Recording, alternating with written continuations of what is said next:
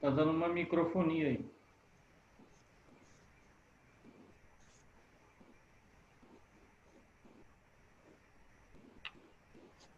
Monteiro, se quiser já iniciar, fique à vontade, tá? Então já vamos. Boa noite a todos. Sejam todos muito bem-vindos à 22ª SEAL, Semana de Engenharias, Arquitetura e Urbanismo, da Faculdade de Engenharias, Arquitetura e Urbanismo FEAL, da Universidade do Vale do Paraíba, Univap. Eu, professor Alberto Rezende Monteiro, juntamente com o professor Dr. Eduardo Aparecido Barbosa e o professor Dr. Denilson Nogueira de Moraes, estaremos intermediando a palestra de hoje. Prezados alunos, a SEAL é um evento anual que proporciona a vocês da Faculdade de Engenharias, Arquitetura e Urbanismo, FEAL, uma sólida formação técnica, científica e profissional. Durante essa semana, na SEAL, serão apresentadas palestras e minicursos nas áreas de graduação de Arquitetura e Urbanismo, Engenharias, Aeronáutica e Espaço, Agronomia, Ambiental e Sanitária, Biomédica, Civil, Computação, Produção, Elétrica, Mecânica e Química.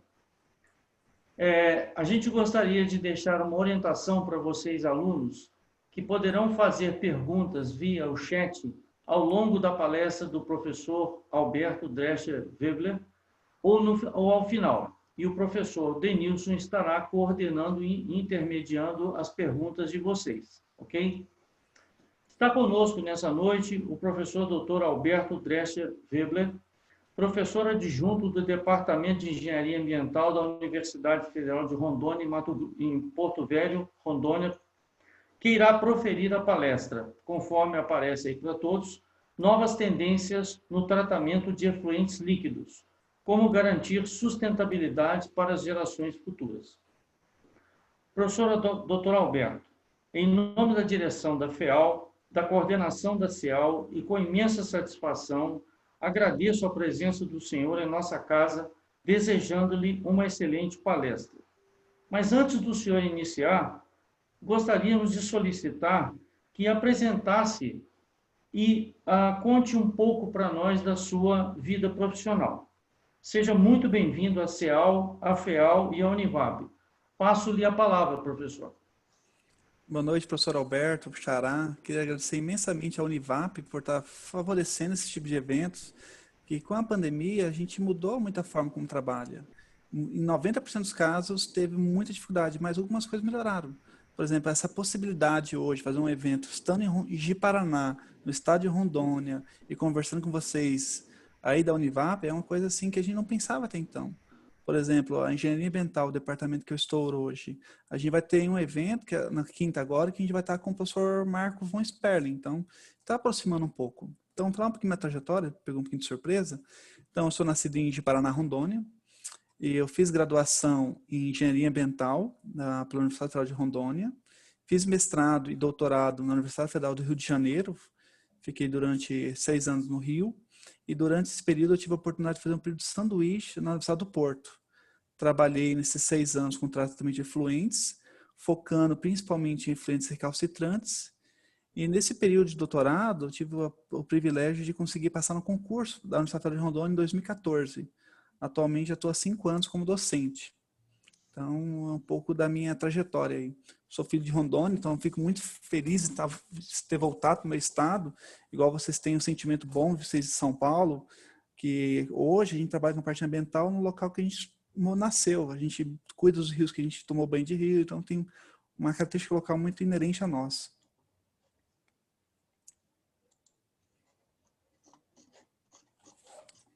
Então, queria aproveitar, então, para dar início, agradecer a professora Valdirene ou o acadêmico Lian pelo contato inicial, que eles que fizeram o convite diretamente. Professor Alberto, posso entrar na apresentação já? Eu acredito que sim, né, professor Eduardo? Sim. Então, perfeito, pessoal. Então, como já iniciei, eu sou da UNIR, Universidade Federal de Rondônia. Estou hoje atuando junto ao Departamento de Engenharia Ambiental, a qual sou docente do departamento. Então, o tema de hoje da nossa conversa, nosso bate-papo, é uma troca de ideias, pessoal. Aqui eu vou trazer algumas pinceladas, começando desde a história um pouco do saneamento, por que surgiu a necessidade de tratar o efluente líquido. Por que tratar? Para a gente saber por que iniciou o tratamento, a gente tem que ver o que a gente está hoje, qual é o nosso paradigma hoje, o que a gente tem que enfrentar. Porque quando a gente pensava em 1500, 1400, falando em tratamento de efluentes, a gente estava falando coisas arbitrárias. Mas hoje o que aconteceu com os nossos grandes centros? Vocês mais do que nós. É muita população numa área muito pequena. Então, o gerenciamento correto dos recursos hídricos, tratamento de efluente, tratamento de água, ela tem que estar tudo muito redondo. Por isso que é o título da palestra, Novas Tendências no Tratamento de Efluentes Líquidos. Como garantir a sustentabilidade para as gerações futuras. Porque se eu falar de algumas tecnologias há 20, 30 anos atrás, não fazia sentido. Mas com o grau de desenvolvimento técnico que nós temos hoje, vocês vão ver que o mundo está mudando e o tratamento tem que mudar. As formas de pensar para garantir as futuras gerações, os meus filhos, os filhos de vocês, a gente tem que mudar um pouquinho a forma de pensar no tratamento. Quando a gente fala do planeta Terra, essa é uma imagem que eu gosto sempre de pensar. Qual a imagem que a gente vem na mente nossa? A gente sempre pensa em imagens bonitas, né? Olha essa floresta aí, excepcional, um planeta azulzinho, com água, florestas, um clima equilibrado, uma foto de uma criança, um passarinho. São essas imagens que vêm na nossa cabeça. Porém, quando a gente olha e anda ao nosso redor, o que nós vemos? Desastres naturais, como ocorreu em Mariana. Pode ver que é uma imagem que deixa a gente extremamente chateado, porque foi uma questão técnica que poderia ter sido resolvida. Cabe a nós, engenheiros, pensar nessas soluções. Lançamento de aerossóis particulados para a atmosfera, isso é feito hoje diversas vezes em várias regiões. São Paulo, felizmente, tem esqueci o nome da empresa, a empresa pública que é muito boa, que é a Conama, deixa eu lembrar. Eu vou lembrar até o final, que tem uma resolução muito boa, uma das melhores do Brasil, então vocês têm um certo privilégio, porém vocês têm uma região muito densamente habitável, mesmo com a normativa vigente ser mais rígida do que a nacional, em alguns aspectos vocês acabam diminuindo um pouquinho a qualidade. E o nosso foco hoje, que é o efluente líquido.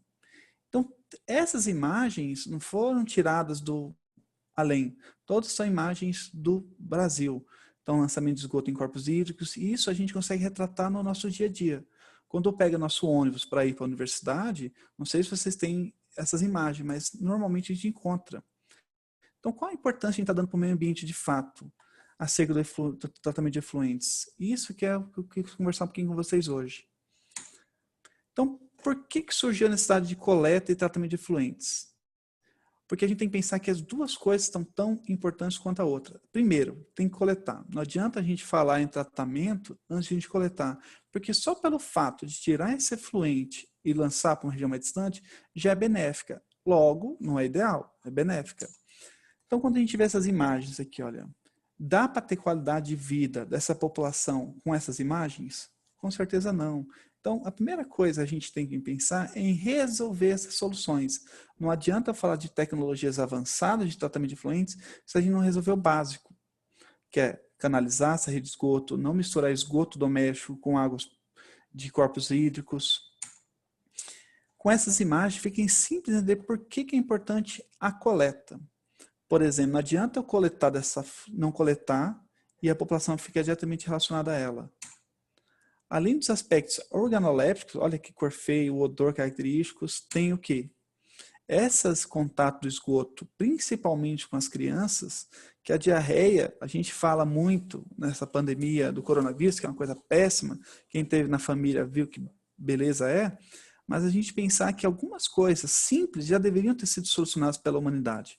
Por exemplo, diarreia é a segunda maior causa de morte entre crianças abaixo de 5 anos, devido às condições precárias de disposição do esgotamento sanitário, água e higiene.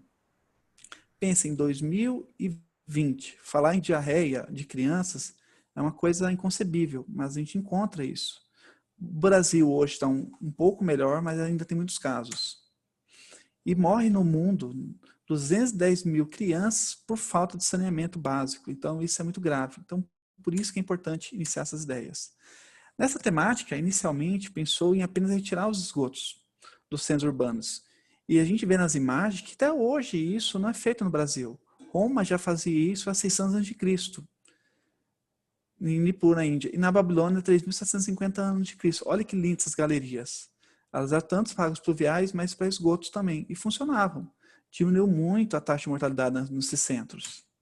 Contudo, percebeu que a necessidade, além de retirar o esgoto, que é importante, devemos realizar o seu tratamento. E foi iniciado pela Inglaterra, visto o seu berço da Revolução Industrial, sofreu uma intensa migração da população do campo em direção às cidades.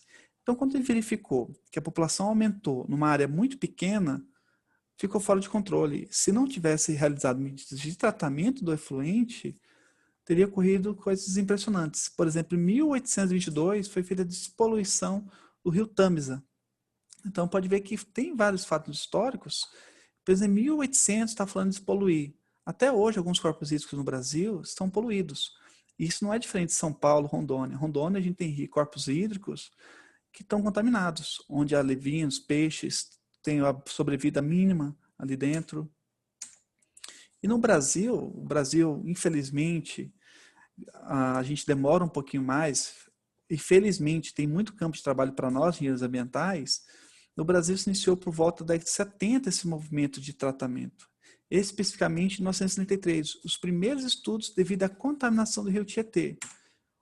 E o rio Tietê hoje é um exemplo de descontaminação? Não. Ainda continua. Eu tentei pegar uma foto mais atualizada, mas achei essa aqui impressionante. Em 2017, no século XX, a gente tem um corpo hídrico desse numa metrópole igual São Paulo. E a gente vê uma evolução. O início do tratamento de efluentes líquidos foi pensado em quais aspectos? Remover matéria orgânica. Em alguns casos, desinfecção. Isso é bom? Excelente. Remover matéria orgânica e realizar a desinfecção é muito importante. Isso para a época, aí que está a questão, a gente está em 2020.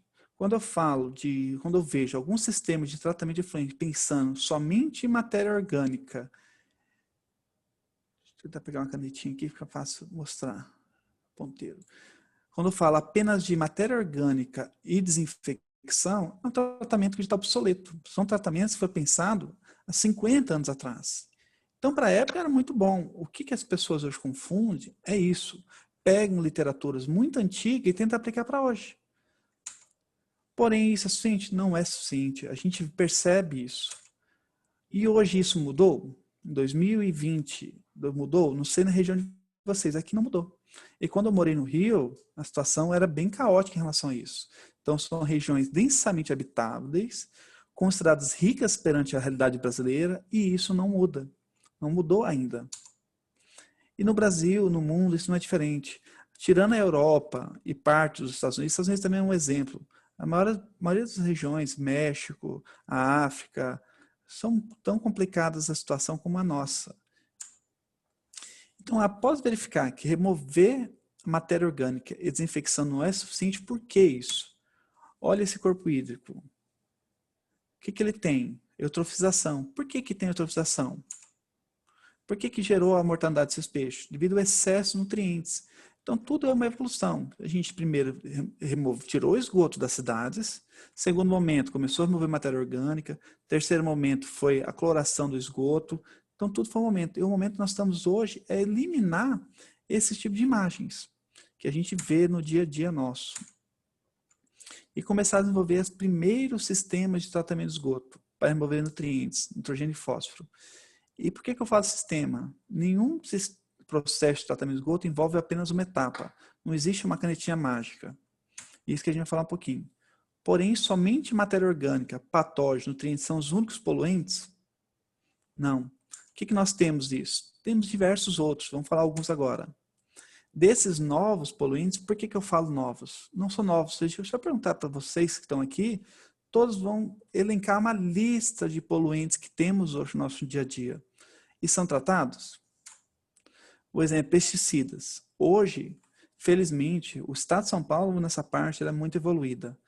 Tem amigos nossos do Rio Grande do Sul que produzem pêssego, para vender para São Paulo, passa por um grande, muito rigoroso teste de pesticidas.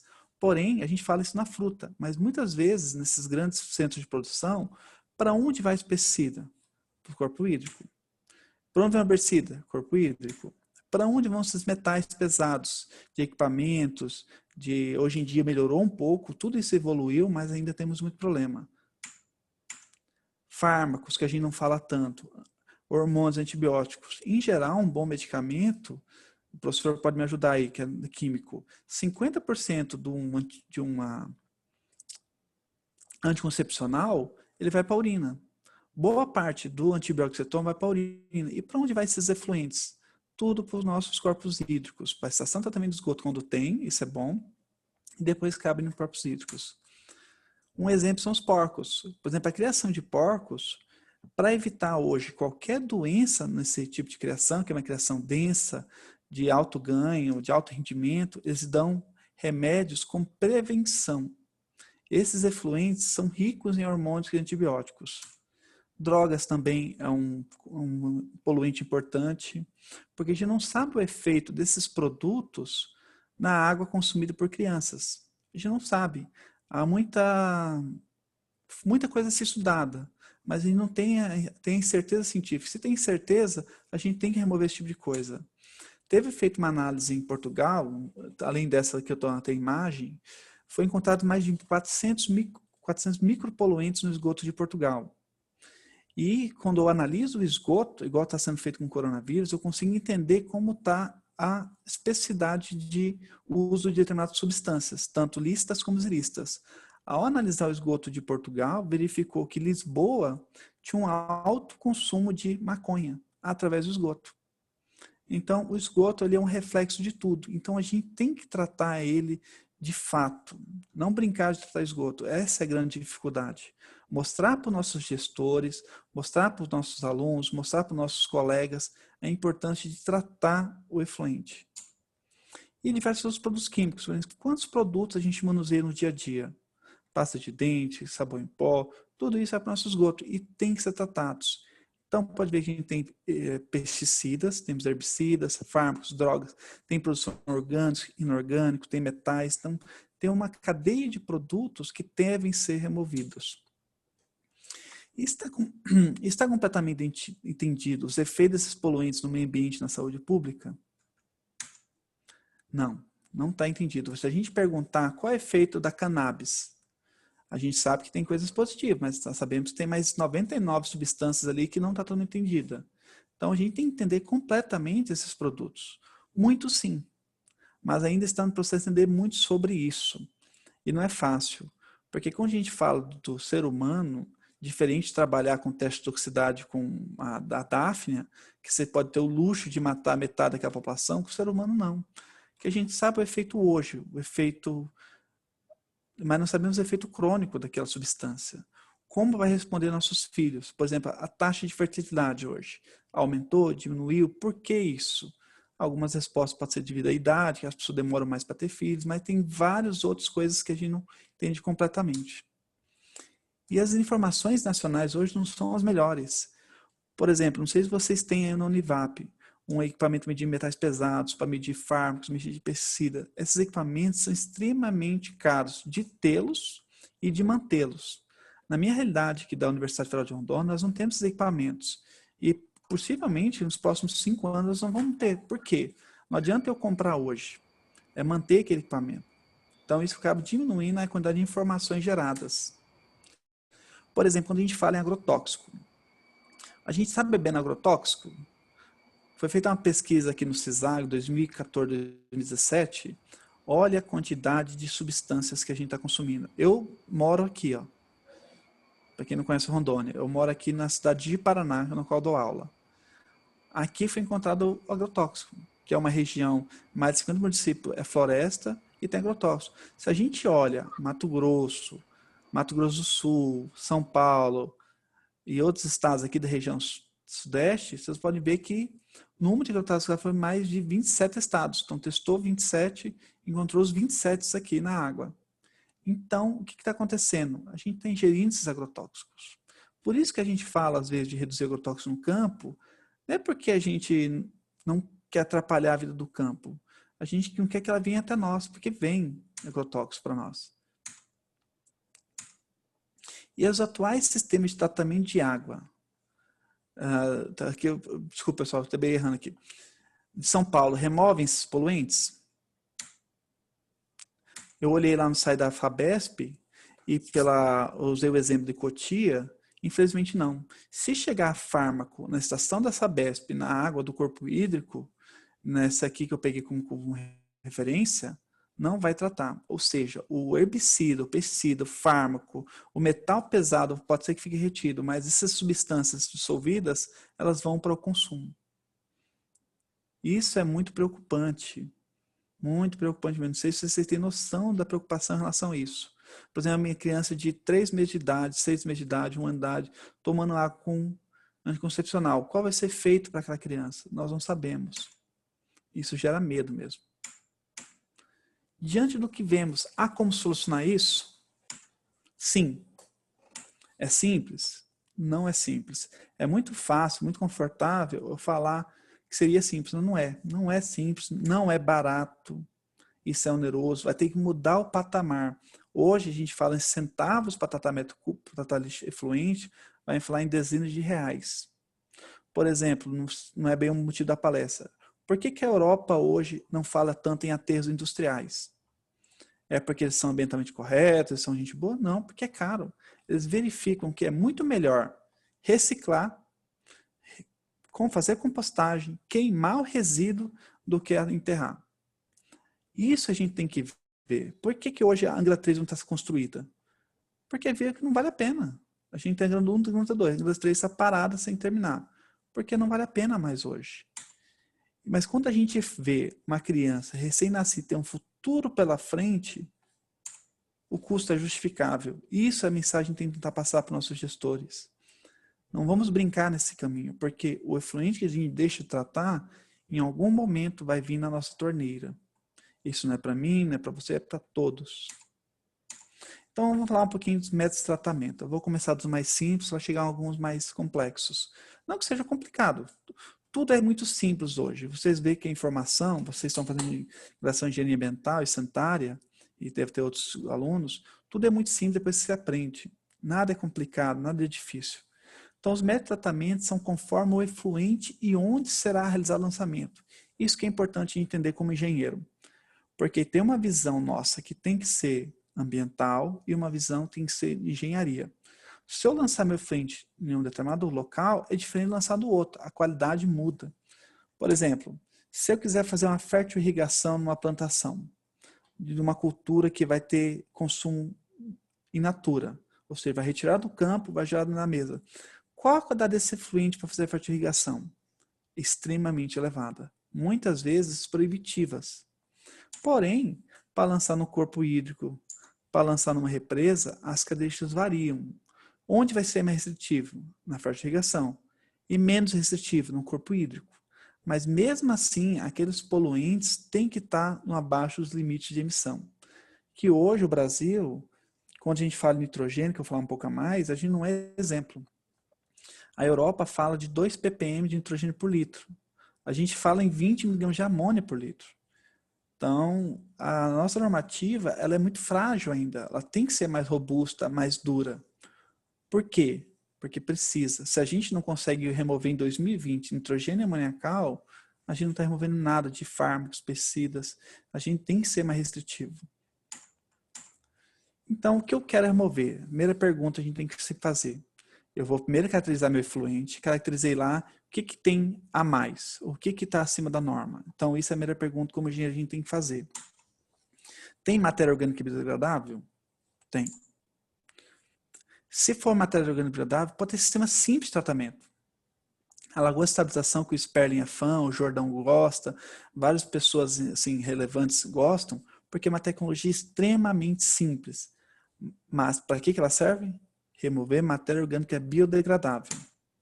Outro sistema que também é interessante, principalmente em regiões mais habitáveis, densamente habitáveis, onde não tem um luxo, tem uma área tão grande à disposição, dá para aplicar luz ativados.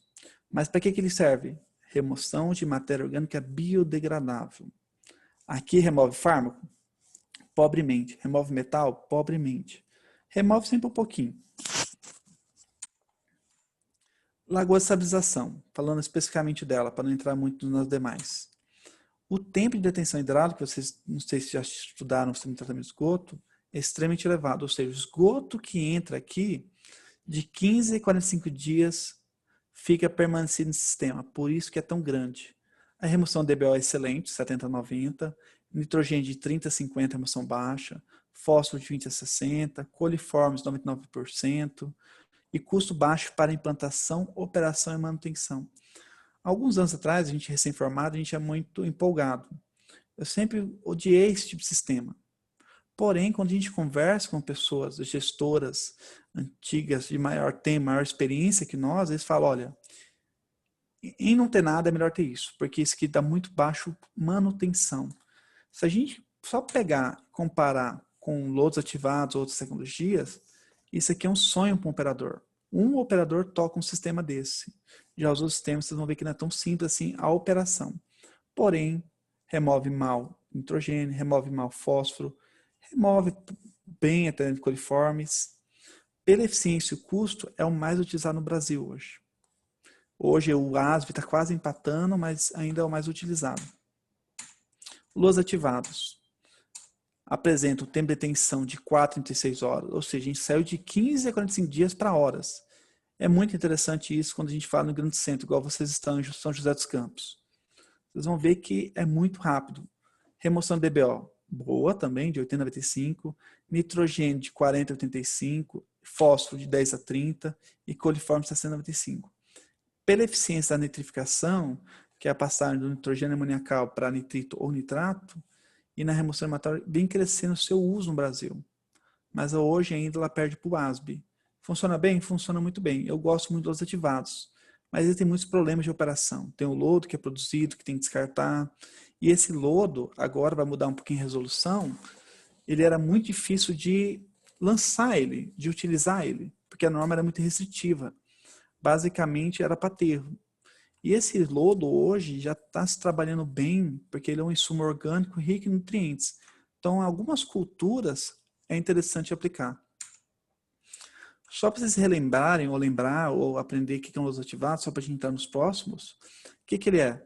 O efluente entra, vai nesse reator que tem todas as reações químicas e físicas aqui, totalmente aerado e agitado, vai para o decantador, o lodo sedimenta, por isso é lodos ativados, em geral fica até 9 gramas de lodos por litro aqui dentro, o lodo sedimenta e volta para o sistema, e sai o efluente clarificado. Porém, em tempos, o que acontece? Um excesso de lodo.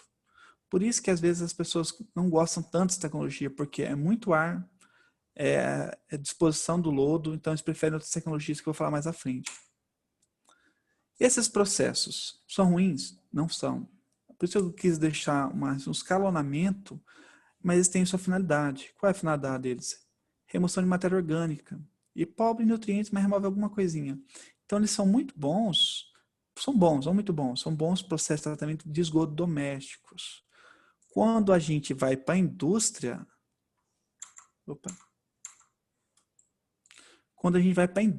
essas tecnologias dificilmente são adequadas. Dificilmente.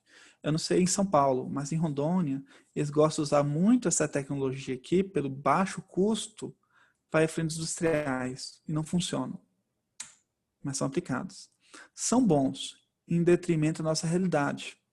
Que quando a gente vai para a região norte, região sudeste, região centro-oeste, sul, vocês vão ver cidades que não há tratamento. Há lançamento direto em corpo hídrico. Eu sei que tem uns cálculos, engenharia, que dá para organizar, para não ter tanto prejuízo ao corpo hídrico, mas ainda eu acho que nesse em 2020, acho que isso não é interessante. Eu peguei o dado 2014, 2018 está lá, mas não tem essa informação pronta. Quando a gente pega a região sudeste, qual vocês estão, 80%, um pouco mais de 80% do efluente são tratados. Já na região norte, que eu estou, 8%, nordeste 23%, então há um escalonamento. Porém, se a gente pegar a população do sudeste, 20% da população do sudeste, às vezes é muito maior que a região norte, então tem muita parte da população ainda desabastecida com tratamento de esgoto. E a gente está falando de tratamento de esgoto, aquele convencional, com lodos ativados, o ASB, lagoa de estabilização, então é um tratamento muito simples. que não removem aquela substância que a gente falou no início. Então, qual é a tendência hoje? O que a gente fala de Europa, Estados Unidos? O que vai vir para o Brasil? Está vindo já. Não é uma realidade tão distante. Esse processo não remove grandes quantidades de nutrientes, principalmente nitrogênio e fósforo. Remove minimamente fármacos, pesticida, herbicida e metais. O lodos ativados até remove mais ou menos bem o metal, mas esses aqui não remove, ou seja, passa pelo sistema e vai para o corpo hídrico. E normalmente a Sabesp, salvo engano, ela retira a água dos corpos hídricos, daí, dos rios, lagos. Então vocês estão tomando o seu próprio efluente. Isso que é complicado a longo prazo. Porque por que o pesticida ele é usado? Para matar o bichinho. Para matar o bichinho tem que ser persistente? Tem que. Então ele é lançado para ficar dias naquela cultura. Quando vai para o corpo hídrico é a mesma coisa. Ele não vai ser dissolvido, vai ser degradado rapidamente. Porque ele é extremamente persistente, ele é recalcitrante ao processo biológico. Para nutrientes, vou começar com nutrientes, há alguns exemplos. Reator anox aeróbico, que eu gosto muito. Eu particularmente sou apaixonado por esse sistema, já apliquei para efluentes frigoríficos, reatores, efluentes frigoríficos, laticínios, já apliquei em lixiviados de reatores industriais não tóxicos. Então, é um processo extremamente eficiente. MBBR eu também já usei bastante, eu gosto também muito. Reator granular nunca trabalhei, mas já tive próximo quem trabalhou. Então, esses 3 sistemas, eles são fantásticos para remoção de nutrientes. Aqui tem uma foto do reator granular, não sei se vocês já tiveram a oportunidade de ver. É um reator lindo, lindo, lindo, lindo. Parece um sagu. Então, falar um pouquinho sobre o reator anox aeróbio. A gente poderia falar algum tempo desse reator. Aqui está um sistema completo. Normalmente, a gente aplica o processo anaeróbico inicialmente quando eu tenho muita carga orgânica biodegradável, por exemplo, no frigorífico, no laticínio, até no lixiviado de poucos anos, lixiviado de aterro industrial ou doméstico, há poucos anos. Para quê? Para que a parte da carga orgânica já seja removida aqui. Então, vem para cá matéria orgânica, vem para cá a amônia. Vou tentar escrever aqui, ver se dá para ver. E depois vai para cá. O que acontece no reator anóxico? Antes de falar nele, eu vou passar para o próximo, porque é exatamente isso que acontece. Então, a amônia que eu tenho aqui, quando eu passo pelo reator anóxico, ela passa literalmente. Não acontece nada aqui com a amônia, basicamente. Hoje tem outros processos, Sharon, que eu não vou entrar nesse contexto, até pode acontecer algumas coisas, mas não é o normal. Então, a amônia passa para o reator aeróbio. O reator aeróbio, com a presença de oxigênio dissolvido, oxigênio dissolvido mais carbonatos, ocorre a nitrificação, que acaba gerando nitrito e nitrato. E esse nitrito e nitrato, com a recirculação interna, que é elevada, podendo ser de 2 vezes a 5 vezes, ou seja, se aqui entra 1 metro cúbico por segundo, aqui tem recirculação 5 metros cúbicos, ou seja, é muito bombeamento. Não sei se vocês já viram um bombeamento de esgoto. É muito problemático. Vocês ouviram que esse tem uma boa parte mecânica aí, é muito problemática a bomba com esgoto, porque o esgoto não tem só matéria orgânica, tem areia, tem sólido, tem metais, tem madeira, então acaba danificando, então é muita recirculação. Então o nitrato vem para cá e aqui acontece a desnitrificação. A matéria orgânica mais o nitrato acaba gerando o N2 gasoso. Então o nitrogênio ele vai para a atmosfera. Então esse processo ele consegue remover tanto a matéria orgânica como o nitrogênio de fato. Porque no processo de lodos ativados, a amônia se torna nitrito e nitrato. O nitrito e nitrato é menos prejudicial, mas também é prejudicial. Por exemplo, a síndrome do bebê azul, não sei se vocês já viram falar, ele é ocasionado por um excesso de consumo de nitrato durante a gravidez. E o que acontece? Passa então para o reator anaeróbio, anóxico, aeróbio, e o lodo produzido, que existe, ele retorna para o primeiro reator para diminuir um pouquinho a carga de matéria orgânica para o lodo. Então é um processo bem interessante. Então, vamos falar em tempo. A gente falou um pouquinho de lagostabilização, que é dias, de 15 a 45. Lodos ativados, que é de horas, de até 12 a 36 horas. Aqui já reduz 1/3 o tempo, reduz muito o tempo. O detenção de 4 a 12 horas. A eficiência da redução do DBO de 70 a 95%. O nitrogênio de 70 a 95 remove muito bem nitrogênio. Eu cheguei próximo a 96% em laboratório. Em laboratório tudo é um pouquinho mais simples, mas mesmo assim são valores excepcionais. O fósforo, em geral, o esgoto doméstico, ele tem a baixa carga de fósforo. Hoje, quando a gente fala de tratamento, a gente está muito preocupado com o nitrogênio. O próximo passo vai ser o fósforo. Então, pela eficiência na desnitrificação, vem sendo amplamente aplicado, porque ele funciona muito bem. Daí vou entrar na outra categoria, que é o MBBR, que é o Moving Bath Biofilm Reactor. É um reator de leito móvel muito bom. Ele pega todas as características benéficas do sistema anóxico aeróbio ou lodo ativado na aplicação, porém, ao invés de usar lodos em suspensão, ele usa ele aderido. Mas aderido aonde? Nessas biomídias aqui.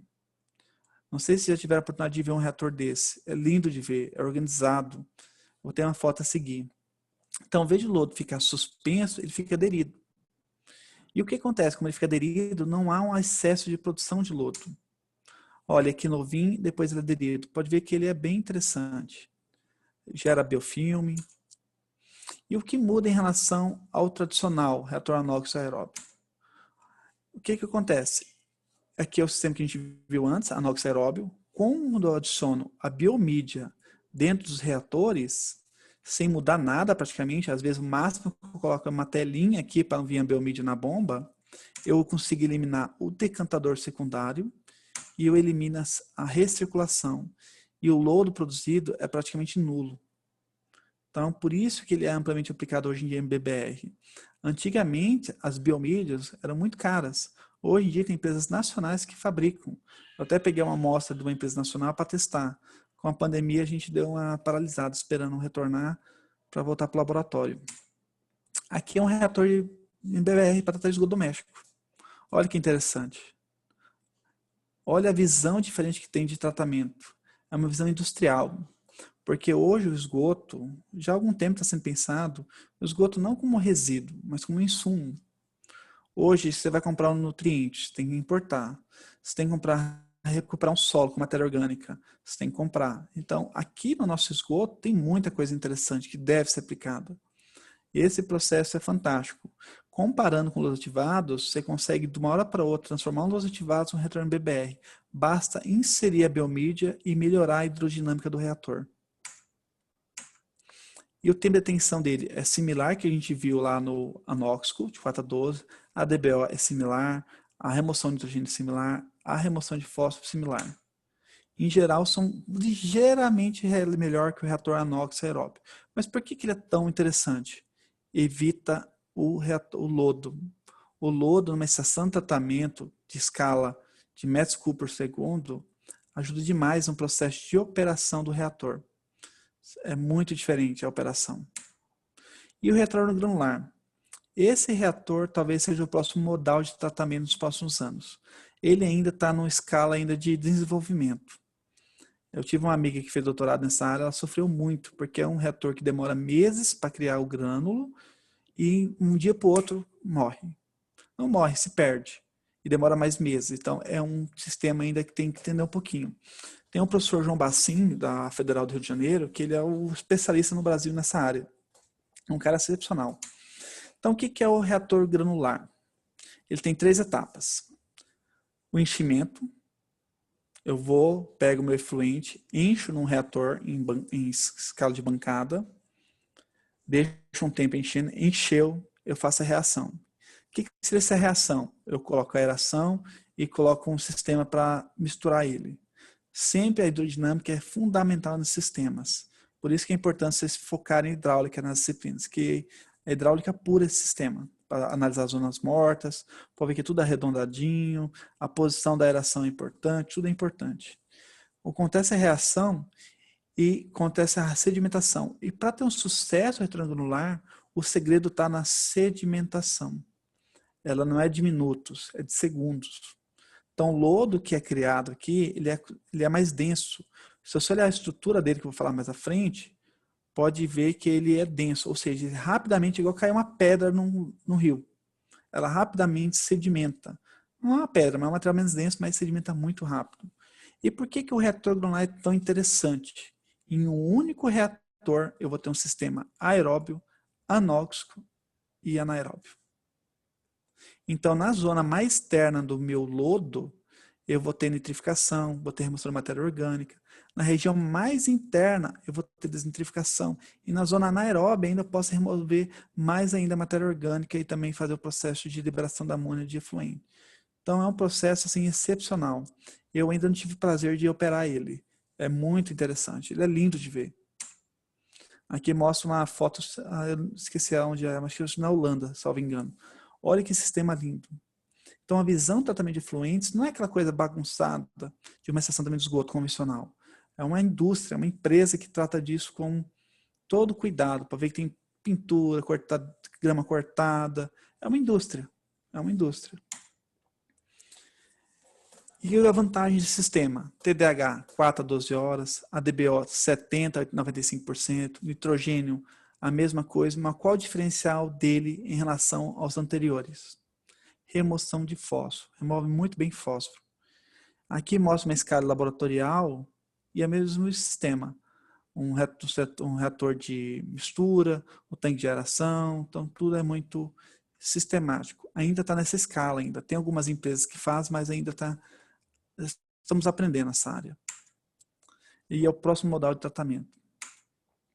Então, o que a gente falou tanto? A gente falou de processo de remoção de matéria orgânica, que são as lagoas, estabilização, louros ativados, o ASB, são aqueles processos convencionais que a gente usa, trick filter, entre outros. E esses processos que a gente falou, matéria orgânica, e alguns removem nutrientes. Mas o que eles não removem? Não removem fármacos, não removem pesticida, não removem herbicidas e não removem metais. Tudo isso ainda, mesmo com essas tecnologias mais interessantes, mais inovadoras, ainda fica. Por isso, quando a gente fala em tratamento de efluentes, não vai ser somente uma etapa que vai tratar. Normalmente vai ser uma etapa físico-química, remoção de areia, gradeamento, que vocês sabem muito bem, depois é o processo biológico, e no final tem que vir um processo físico-químico. Então agora vamos entrar em outra classe de tratamento, que é os físico-químicos. Quando a gente fala de físico-químico, lembra sempre da UV, né? Que é lindo esse processo. Eu já vi operando, é muito interessante. Então, eu vou falar especificamente inicialmente sobre os POAs, que é o processo oxidativo avançado. Não sei se vocês têm familiaridade. Ele é o fenton, que é um processo em todo desuso, mas é o fenton, fotofenton, ozônio, UVC peróxido, e também tem os processos eletroquímicos avançados, que são os POAs, que tem a oxidação anódica, a oxidação anódica com peróxido, o eletrofenton, o fotoeletrofenton, e também tem a fotólise, que não é um POA, mas é um processo muito utilizado. E esses processos, diferentes dos anteriores, ele é físico e químico, ele ataca diretamente a substância. Então, por isso que, em geral, essas tecnologias são aplicadas na última etapa do tratamento. Por que última? Se eu tenho matéria orgânica biodegradável, eu não vou gastar com essa tecnologia aplicar ela. Eu vou aplicar uma lagoa de estabilização, vou usar um louros ativado, vou usar um reator anóxico, um reator anaeróbio, anóxico e aeróbio, vou usar um MBBR, vou usar um rolo granular. O que passar desses sistemas de tratamento, que eu vou, de fato, tratar com esses processos. E o que seriam esses processos oxidativos avançados? Vamos lá. Então, processos oxidativos avançados envolvem geração de radicais hidroxilas. Eles são extremamente potentes, só perdem para o flúor. Como oxidantes fortes para os seus componentes que dificilmente são liderados por oxidantes convencionais, gerando produtos parcialmente oxidados, dióxido de carbono, íons e água. Então, o POA ele tem uma infinidade de aplicações. Eu vou tentar acelerar aqui, senão o tempo vai acabar. O POA normalmente é utilizado como última etapa, mas também pode ser usado como primeira etapa. Por exemplo, se eu tenho uma indústria têxtil com muita matéria orgânica recalcitrante, eu posso aplicar um POA para tratar ele parcialmente, para a fração que sobra ser biodegradável. Então dá para brincar bem com esses sistemas. A vantagem da oxidação baseada em radicais livres é a sua não seletividade, ou seja, ele não tem preconceito. Veio na frente, ele destrói. São capazes de reagir com praticamente todos os materiais oxidáveis, sem restrição de classe ou grupo específico de componentes. São considerados uma tecnologia de tratamento de água altamente competitiva, Hoje, em tratamento de chiviados, que eu trabalho mais, está sendo extremamente empregada para eliminação de poluentes orgânicos não tratáveis por técnicas convencionais. Ou seja, eu só uso POA quando os processos convencionais não funcionarem. Isso que o engenheiro tem que ter cuidado. Essa não é a minha primeira opção para tratar matéria orgânica, é a minha última opção, ou uma das últimas. E o que difere os POAs dos processos eletroquímicos oxidativos avançados? O que difere eles? O nome próprio diz, eletroquímico. Então, a oxidação eletroquímica é realizada por uma ação de oxidantes fortes, como POAs, mas com a eletrogeração de oxidante in situ, possui uma melhor integração de substratos. Em vez de eu pegar, armazenar substâncias químicas e físicas, eu compro gerador. Perdão. Eu compro um geradorzinho devido às proporções, né? Eu compro gerador e produzo em loco peróxido, produzo em loco ozônio, produzo em loco radical hidroxila, tudo através de uma fonte elétrica, algumas coisinhas a gente vai ver agora. Vários têm sido os materiais de anodo. Anodo seria o elemento que eu coloco dentro do efluente para liberar, tratar, reduzir, oxidar. Testados nos últimos anos. Mas o mais promissor é, sem dúvida, o diamante dopado com boro. Quando eu fiz meu doutorado em Porto, uma plaquinha, acho que era desse tamanho, deve ser uns 10 por 10, custava 2.000 euros uma plaquinha dessa. Porém, aquilo funciona, que é uma beleza. É um material extremamente resistente, não perde, não libera nenhuma substância por meio, mas ainda é muito caro. Por que é diamante? Porque é rico em carbono. Por que é o boro? Porque o carbono não tem muita condutividade, então tu aplica o boro para melhorar essa condutividade. Aqui alguns modelos. Eu usei uma similar a essa. Era muito bonitinha ela. Funcionava muito bem. Era um milagre da tecnologia. Então, para exemplificar, para tornar o processo mais tranquilo, ambos envolvem geração de hidroxila, tanto o fento quanto o eletrofento. Fento, devido a uma homenagem ao Henry Fenton, então é um cara que descobriu isso, é um cara excepcional. Então, o que é o fento? Não sei se vocês estão familiarizados. Caso não estejam, a gente pode falar um pouquinho mais depois. O fento é uma oxidação que envolve ferro 2+, ou sileia, sulfato ferroso, mais peróxido, num meio ácido. Tudo isso gera um ferro 3+, e um radical hidroxila e uma base. O ferro, normalmente, no processo de fento, eu adiciono ferro, sulfato ferroso normalmente. O peróxido eu utilizo, que é água oxigenada, mas conhecido no Brasil, produz muito hidróxido devido ao processo de produção de tecidos, processo de produção de folhas. Então, ela deixa branco o tecido, é bem interessante o material, num pH 2,8. Qual o grande problema do fento? Não vou entrar nessas questões mínimas, mas o fento, ele produz isso. Isso eu não gosto. Porque eu gero uma reação para degradar a matéria orgânica, mas eu deixo ferro no meu meio. No Brasil, a norma pede 15 miligramas, mas é muito ruim tirar esse ferro depois. O que seria o eletrofento? A mesma coisa. No ferro, em vez de eu pegar o sal, eu posso simplesmente pegar um catodo de ferro. E o peróxido, em vez de eu armazenar isso, que é uma coisa extremamente difícil de armazenar, por exemplo, eu em Rondônia, eu não consigo comprar de São Paulo peróxido mais. Porque as empresas de transporte não trazem, porque ele é extremamente volátil. E quando ele volatiza, ele destrói a caixa de papelão, destrói as coisas que estão em volta, então é muito difícil. Então, o que eu faço? Eu gero ele in situ. Então, eu pego o meu BDD, meu diamante dopado com boro lá, meu eletrodo, coloco aqui. De um lado eu passo ar atmosférico, do outro lado efluente. E aplico eletricidade. Pela diferença de potencial, eu consigo quebrar o oxigênio, reagir com a água e gerar peróxido.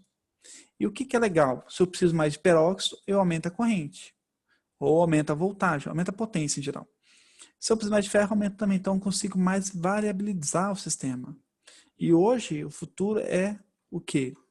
É deixar o processo extremamente automatizado. Hoje, quando vocês for para o mercado, existem estações de monitoramento de efluentes, que mede o tempo todo, pH, OD, condutividade, amônio, nitrito, entrada, medir tudo hoje.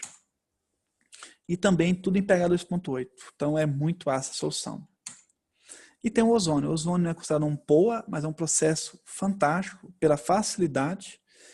Pode ver que as propagandas de gerador de ozônio é sem cheiro, sem bactérias, super resistente e é mesmo. Vocês podem verificar que ali nas queimadas aqui em Mato Grosso, no Pantanal, eles estão usando muito ozônio. Para quê? para auxiliar no processo de cicatrização. Então, o ozônio tem várias aplicações. No tratamento de efluente, quais são as grandes vantagens? Destruição de compostos por quebra das cadeias, mineralização de compostos orgânicos dissolvidos, causando sua coagulação e precipitação. Porque quando a gente fala de POAs, diferente de coagulação, diferente de filtragem, eles não pegam a substância e aglomeram na coagulação. Eles não pegam a substância e retêm como uma membrana. Ele destrói ela. E o que ela gera? CO2, água e substâncias mineralizadas. Ou seja, são precipitadas e não tem mais prejuízo à substância. Auxilia na microfloculação. Então, ele pode ser utilizado com coagulação também em alguns casos. Alta reatividade contra poluentes e agrotóxicos, desinfecção bacteriológica, não é tão bom quanto o VC, mas funciona. Oxidação de compostos orgânicos, redução do carbono orgânico dissolvido, redução de trelometanos. A grande vantagem dele em relação ao cloro é os trelometanos que ele não gera, remoção de cor, remoção de ferro, remoção de cor-sabor, infinidades. Em 1936, o número passou de 100 instaladores na França e 140 no mundo. Mas por que tem tanta instalação de tratamento de ozônio na França? O ozônio, como toda tecnologia, tem que saber onde aplicar. Por que em Rondônia nós não temos muito sistema de ozônio? Por que em São Paulo às vezes não tem também? Porque nossas águas são ricas em brometo. Se eu aplico ozônio em águas ricas em brometo, ela gera bromato que é carcinogênico. Então isso é um problema sério. A fotólise, acho que é a última tecnologia que eu vim trazer. Não mais importante, a fotólise, para um sistema de tratamento de esgoto doméstico, ela é sensacional.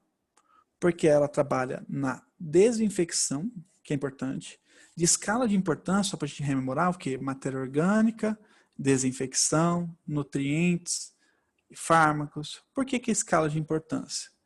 Porque os fármacos, essas substâncias, elas não têm um efeito letal no momento, é um efeito crônico. Então, ao longo dos anos. Então, primeiro a gente tem que resolver esses problemas anteriores para chegar a isso. Tá bom? Então, desinfecção funciona muito bem, degradação de compostos funciona muito bem. E esse processo pode ser mais efetivo com a utilização de peróxido, que é a inserção de peróxido de hidrogênio. E com isso vai gerar o quê? Nosso amigão aqui, hidróxido, radical hidroxila. Então, aplica um pouquinho antes no meu sistema o peróxido, e quando ele passa por aqui, ele tem um poder muito mais efetivo. Então, era isso, professor Alberto, Eduardo, agradeço a todos pelo evento. Tentei passar uma mensagem que foi essa. O tratamento tem que evoluir, a gente está ainda batendo nos nutrientes, mas agradeço, estou aberto a dúvidas, meu contato é esse. Caso queira alguma informação adicional, estou aberto aí, professor. Ok. Obrigado, professor Alberto. Temos algumas perguntas aqui. Primeira dela, do nosso professor Alberto. Considerando a realidade do Brasil, qual seria o sistema de tratamento de efluentes mais eficiente que poderia ser utilizado em qualquer região do país? Se o Brasil resolvesse fazer isso para valer mesmo. Qual que você acha que seria mais viável? Professor, uma coisa que eu brinco muito com meus meninos, meus alunos, eu falo, tudo depende. Se eu for lançar esse efluente no mar, é uma coisa. Se eu for lançar ele numa cultura, é outra. Vamos pensar na matéria orgânica. Na matéria orgânica e nutrientes, convencionalmente falando, eu gosto muito do MBBR, porque é uma tecnologia que está pronta hoje. Por exemplo, se eu quiser dimensionar um sistema hoje para efluente doméstico, eu tenho tudo pronto. Para a indústria, tudo pronto. Eu sei que daqui a uns anos vai vir um granular. E depois desse tratamento biológico, para ver matéria orgânica e nutrientes, eu gosto muito do ultravioleta com peróxido, porque não tem um residual. Certo. Ok, vai depender, né? Depende. Do tipo do efluente, né? Quem mais? O Júlio César. Ele disse que conheceu um reator que utiliza MBBR e trata o esgoto doméstico. Seria muito trabalhoso transformar esse lodo em produto, pensando em reciclar esse efluente doméstico? Ele está falando do lodo, né? O lodo... Depois do tratamento. O lodo hoje é muito tranquilo. Por exemplo, a normativa do CONAMA está sendo para ser aprovada, até vi uma do professor Cheno Charo, da FMG, falando sobre isso. A ideia, nos próximos anos, isso não ser mais um problema. vai facilitar o processo de disposição desse resíduo, tanto para culturas, está bem evoluído esse processo. O lodo não é mais problema. Tomara. Tá. E aí, mas aí esse lodo poderia ser comercializado? Teria que classificar esse lodo. Mas, sendo doméstico, não teria muito problema, né, de classificação dele para... Hoje, professor, eu acho que falar em venda, comercialização, ainda está um pouquinho longe. Se empatar o custo com a disposição, já está muito legal. Porque hoje esse tipo de resíduo ele é um custo para a estação. Eles estão querendo empatar. Por exemplo, se alguém pegar esse resíduo de forma gratuita, já é um grande resultado hoje. Porque acaba depositando muito em aterro industrial, que é caro a disposição.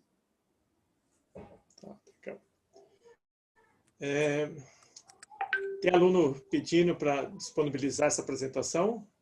É possível? Se for em PDF, sim, professor. Oi? Em PDF é disponível, sim. Mando para a professora Valdirene ou qualquer um dos presentes aí. Bom, professor, como é que poderia fazer isso? A gente poderia disponibilizar em PDF.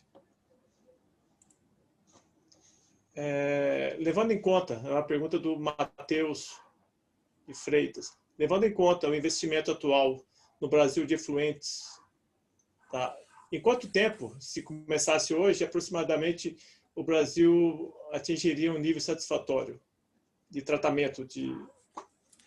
É uma pergunta muito difícil. Eu não teria essa resposta, não, porque hoje o investimento é muito pequeno. E quando é feito, na minha cidade, por exemplo, está sendo investido 180 milhões em redes de coleta. Não está se falando em tratamento. Então, ainda tem essa lacuna. E o Brasil, eu acho que investe muito pouco em saneamento. Se você pegar os números, é muito pouco. E as políticas públicas, o que dizem a respeito disso? Não teria como obrigar a isso, a cada casa fazer o seu tratamento? Porque eu tive um lote num terreno aqui entre São José dos Campos e Jacareí, que cada um tinha que construir o seu sistema de tratamento. Não tem nada em relação a isso que como política pública, que pudesse obrigar cada um, ao invés de pegar esse problema lá na frente tudo junto, se cada um tratasse o seu, isso é viável ou não é viável? Professor, em nosso município também tem essa lei aí, que toda terreno tem que ter uma fossa séptica e um sumidouro. Porém, quando a gente fala em fossa séptica e sumidouro, os nutrientes vão tudo para o corpo hídrico, para o poluição freático, a gente minimiza o problema, não resolve. Eu não sei em São Paulo, que eu não tenho conheço tão bem, mas no Rio, eles tentaram fazer isso, que é diversificar as locações das estações de tratamento. Porque tem um grande custo do sistema de tratamento, é o bombeamento, custo elétrico. Às vezes criar, por exemplo, sistema de tratamentos de bairros, de menores sistemas é melhor, mas individualmente eu acho muito inviável. É muito difícil. Uma fossa séptica não é interessante hoje, pensando. É bom numa zona rural, numa área mais afastada, mas no grande centro urbano, igual São José dos Campos, São Paulo, é inviável essas tecnologias individuais, na minha visão. Porque existem tipo, não sei se eu chamo isso de fossa, mas que faz o tratamento, já funciona como um biodigestor, né? Nesse caso, poderia ser viável, né? Se já recolhesse, já tratasse, não fosse aquelas fossas que precisam ser esvaziadas, né? Acho que a NBR 3000 alguma coisa, ela tem isso já bem delimitado. Quando você dimensiona ela, você pode pegar um intervalo de limpeza a cada 5 anos, que é o máximo que a norma disponibiliza. Cada 5 anos vai ter que fazer uma limpeza. Aqui eu acho que é relativamente simples a limpeza.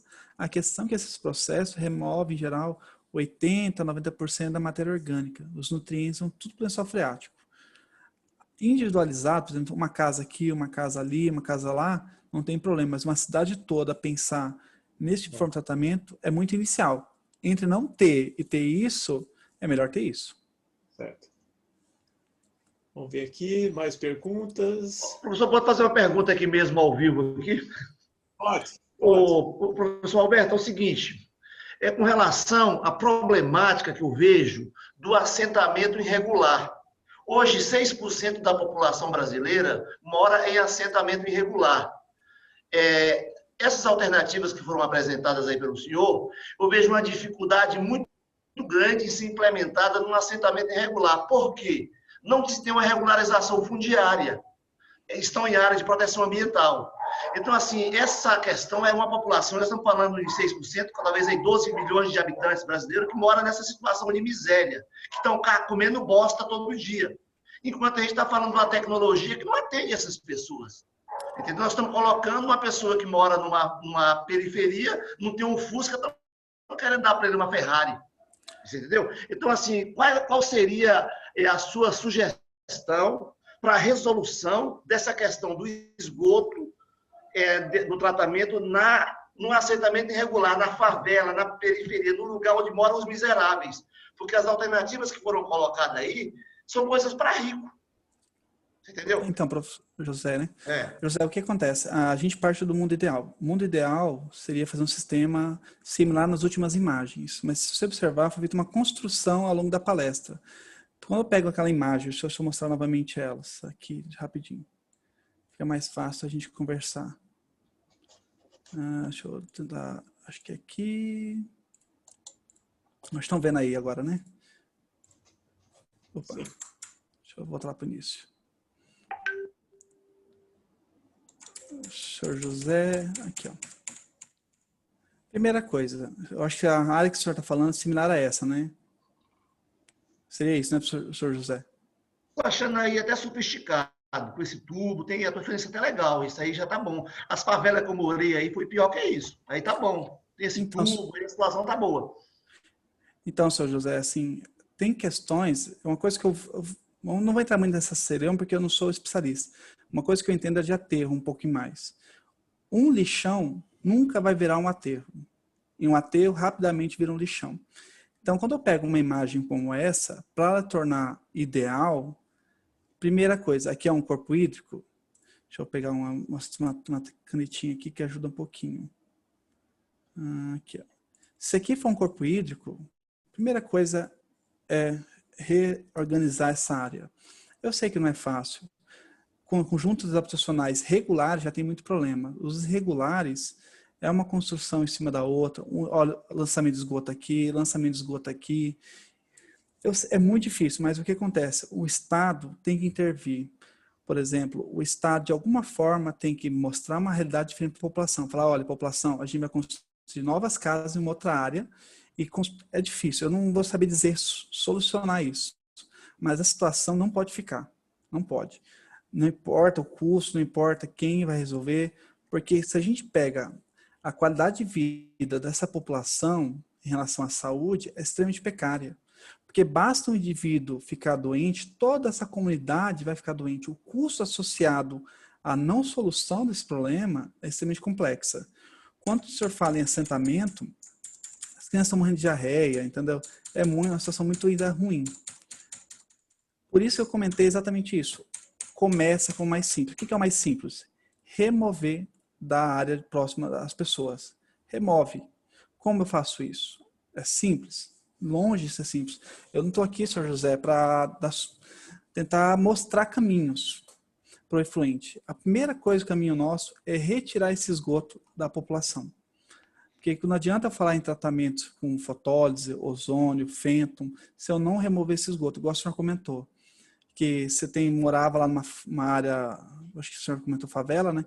Morava numa favela. Eu morei perto da Praia da Rosa, perto do aeroporto, ali, Tom Jobim, não, esqueci, o Galeão. Ali é toda uma realidade paralela. Por exemplo, para entrar em algumas áreas, tinha que pedir autorização. Tem toda uma realidade paralela nessas regiões aí também. Por exemplo, tem pessoas que não querem sair dali, mesmo que eu dê outra habitação numa área mais próspera, elas não querem sair. É complicado. Eu não conseguiria me aprofundar muito mais que isso. Só concluindo, professor, então, agora mudando um pouco de assunto, com relação ao novo marco regulatório do saneamento básico, que está prevendo aí, acho que se não me engano, é o ano de 2030, 2033, a universalização. Eu queria saber se o senhor acredita nisso.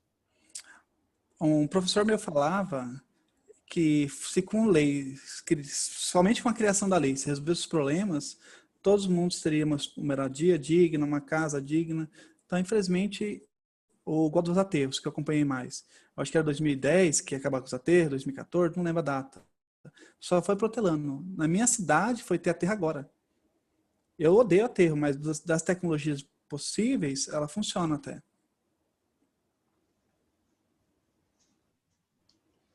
Ok. Ok, professor, muito obrigado. Que isso, José, eu agradeço.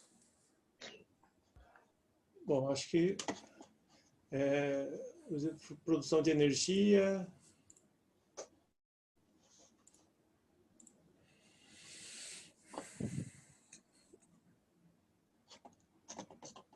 Bom, eu acho que tem uma pergunta aqui sobre produção de energia